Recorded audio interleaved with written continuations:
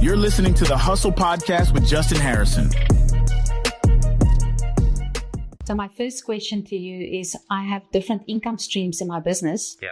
Will you suggest I split it into other businesses? And will you suggest I put it in a sole proprietor or a PTY? My business is currently a SME.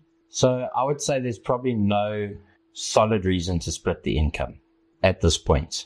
Okay. Because I've had a look at your business. Yes. The only time it makes sense to start splitting your business is when one of your businesses is going to supply the other business. Okay. Okay. If you're doing it purely to split the revenue, I would treat them as different business units within the business. But to create the complication of doing extra accounting, just for the sake of it and the cost of the extra accounting, yes, does not make sense.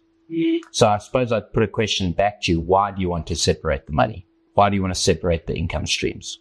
Yeah, I think it's to be honest, it was to save on VAT.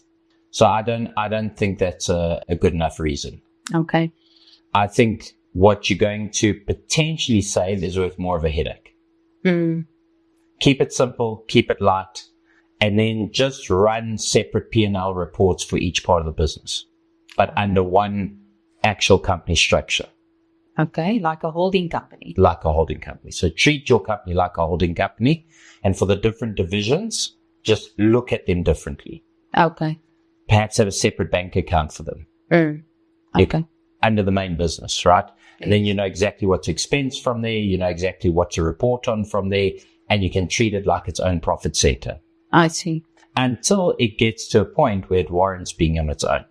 But you're not there yet. Okay. Then my next question is, I know an income stream that will be great in my field is to create content and to sell programs. Yeah. But I am an introvert. How can I work around that? I think everybody is inherently introverted. Most people are quite surprised to learn that I actually don't like being in front of people. Yeah. I am naturally introverted. But I think if you're passionate enough about a subject and you have content of value to deliver, you can overcome your introverted nature. And I think it's easier to speak to a camera if you're introverted than it is to speak to an actual live audience. Absolutely. Right? Yes. So I think you should find comfort in that. And I think the only way to grow is to push yourself. And so one of the things that I have told a lot of people in the past, if they're very introverted, was something that I did. Just go start talking to strangers more regularly. Okay. Get out of your comfort zone. And the thing that felt hard today will feel very easy a few months from now. Okay. Thank you. Then the next question is, my business without me does not exist. How do I change that? I think you need to, first of all, we were talking about this earlier, first protocol, technology, second protocol, people.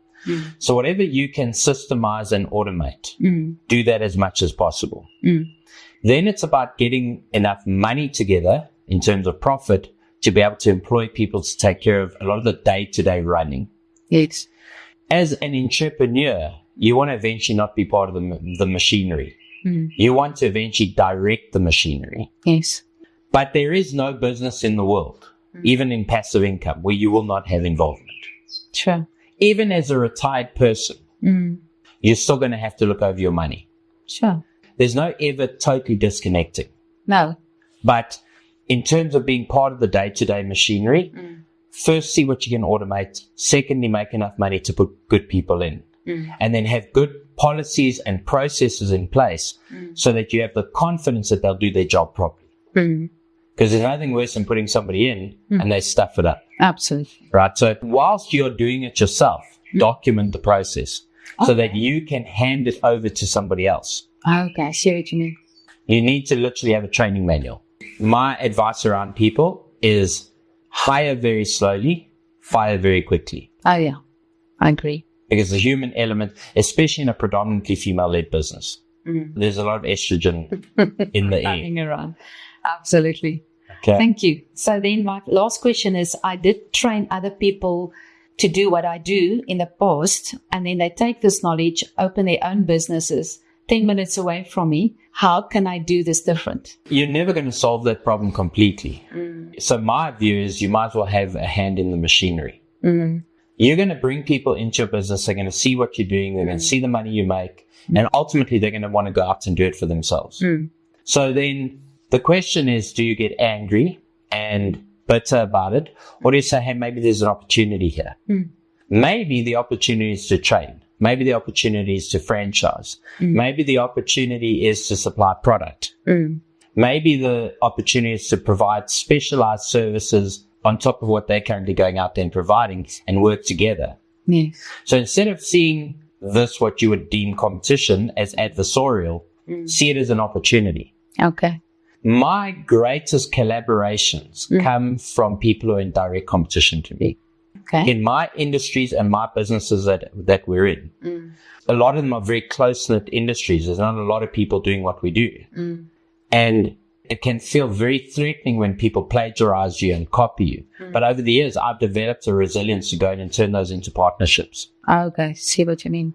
And so at the end of the day, it's actually good for your industry. The more people are out there consuming what it is that you're offering, right? Because at the moment, you're almost like you're one of very few, right? And so you're having to convert people to this idea of holistic health and a whole different way of looking at health. But what if it became mainstream? Isn't that better for your business? Absolutely. And so I don't see competition as competition. Okay. In fact, I would go and help them. Yes. I would see where I can add the most amount of value. And then I would see if maybe there's a system that I have that I can provide to them and make money off that system. Good idea. Maybe they can promote your content.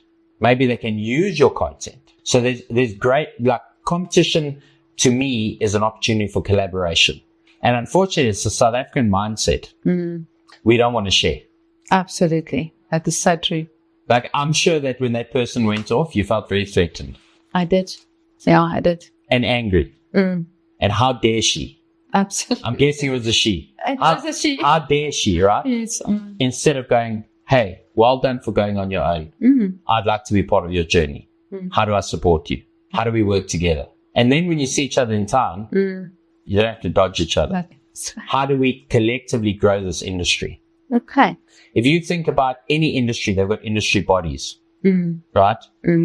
The direct competitors are all falling under an industry body, but ultimately figuring out how to collaborate, how to control pricing structures fairly in the marketplace, how to manage supply and demand in the marketplace. We go to the Egg Association, the Avocado Growers Association. That's all about collaboration. Okay. But indirectly, those people are in direct competition with each other. It's a good way to look at it.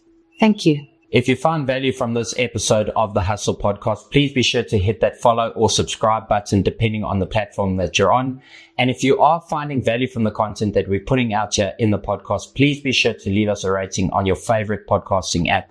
It really helps our content get out there and helps new people discover this amazing podcast. This episode was brought to you by MoneyTribe21.com. If you enjoyed this episode, be sure to follow and subscribe on your favorite podcast platform.